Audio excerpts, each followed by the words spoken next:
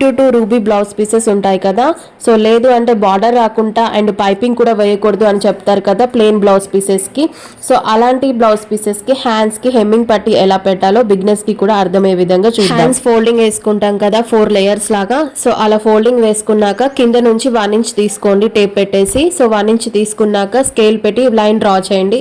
ఎక్కడైతే line draw చేసామో అక్కడ నుంచి టేప్ పెట్టేసి మళ్ళీ హ్యాండ్ లెంత్ తీసుకోవాలి. సో ఇప్పుడు నేను కట్ చేసే హ్యాండ్ లెంత్ వచ్చేసి 11 ఇంచెస్, హాఫ్ ఇంచ్ కలిపి తీసుకుంటున్నాను. సో హాఫ్ ఇంచ్ ఎందుకంటే పైన ఖర్చులకి జాయింటింగ్ చేయాలి కదా, ఖర్చు కోసం అన్నమాట. హ్యాండ్ లెంత్ తీసుకున్నాక హ్యాండ్ షేప్ కూడా డ్రా చేశాను. ఇప్పుడు హ్యాండ్ లూజ్ తీసుకుందాం. సో ఇలా హ్యాండ్ లూజ్ తీసుకున్నాక ఖర్చు 1.5 అయినా 2 అయినా మీ ఇష్టం ఎంతైనా తీసుకోవచ్చు. ఇలా తీసుకున్నాక లైన్ డ్రా చేసేయండి. సో ఇక నేను ఎలా లైన్ డ్రా చేస్తున్నానో చూడండి. సో ఈ కార్నర్కి వచ్చేసరికి ఇటు సైడ్ అని హాఫ్ ఇంచ్ ఇటు సైడ్ అని డ్రా చేయాలి. సో అలా డ్రా చేయడం వల్ల మనం ఫోల్డింగ్ చేసుకునేటప్పుడు ఈజీగా ఉంటుంది. సో అది ఎలాగో చూడండి. ఎలా అయితే డ్రా చేసామో అలా యాజ్ ఇట్ ఈస్ కట్ చేయండి. ఇక్కడ హాఫ్ ఇంచ్ బయటకని డ్రా చేసాం కదా, సేమ్ షేప్ అలాగే కట్ చేసేయండి. సో కట్ చేయడం అయిపోయింది కదా. సో మనం ఎక్కడైతే హాఫ్ ఇంచ్ స్లోప్ ఇచ్చామో బయటకని చెప్పేసి అక్కడ ఒక కచ్చుక పెట్టండి. సో అక్కడ వరకు మనం ఫోల్డింగ్ చేసుకోవాలని గుర్తుగా ఉంటుంది బిగినర్స్ కి. సో ఇప్పుడు ఏం చేయాలంటే ఒక మార్కర్ వీలర్ తీసుకోండి. మనం ఏదైతే 1 ఇంచ్ లైన్ డ్రా చేసామో దాని మీద రబ్ చేయండి. 2 టైమ్స్ అలా రబ్ చేస్తే అన్ని ఫోల్డింగ్స్ కి కూడా పడిపోతుంది.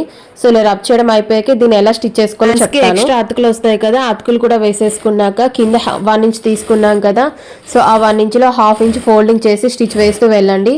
సో అలా స్టిచ్ వేయడం కంప్లీట్ అయిపోయింది కదా. ఇప్పుడు లూజ్ కుట్ పెట్టేసుకోండి. సో ఇప్పుడు జాక్ మిషన్లో అయితే 5 నెంబర్ అలా పెట్టుకోవాలి. సో చిన్న మిషన్లో ఎలా పెట్టుకోవాలో అలా అడ్జస్ట్ చేసేసి పెద్ద స్టిచ్ పెట్టేసి, సో మనం ఎక్కడికైతే మార్కింగ్ కనిపిస్తుంది కదా మార్కర్ వీలర్తో రుద్దిందైనా, సో మార్కింగ్ చేసుకుందైనా, సో యాజ్ ఇట్ ఈజ్ ఇక్కడ కట్టించాం కదా అక్కడి వరకు ఫోల్డింగ్ చేసేసుకోండి.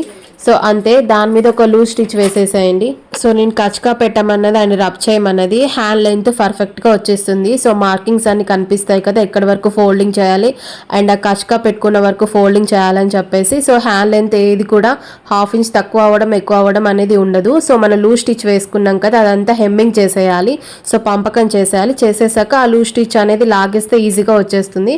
సో అంతే, హెమ్మింగ్ పట్టి అనేది ప్రిపేర్ చేసుకోవడం బిగినర్స్ కూడా అర్థమయ్యే విధంగా చెప్పానని అనుకుంటున్నాను. సో వీడియో కనుక నచ్చితే లైక్ చేయండి.